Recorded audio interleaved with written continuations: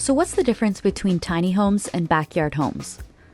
Backyard homes are officially known as additional dwelling units, and there are some pretty key differences between these two types of housing. Number one, tiny homes are typically tinier. They're more in the 1 to 200 square foot range, whereas ADUs are more in the 400 to even 1,000 square foot range.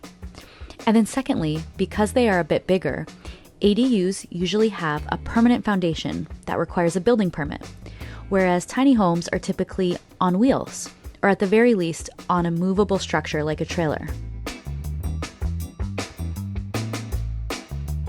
So we talked about size and we talked about foundation. And so the last key difference, which is kind of technical, but it's worth mentioning, is the difference in tenure, which is essentially just like a fancy word for someone's relationship to their property, whether they're renting it, whether they're owning it. Typically, tiny homes are built off-site and they're actually purchased by the individual, and then they're brought to a piece of land, and then usually that land is rented or leased if they don't own it. They could own both. Whereas ADUs are de facto connected to the main house, meaning that they have to be a rental unit connected to the main house. You can't buy them separately from the main dwelling. It's kind of connected in.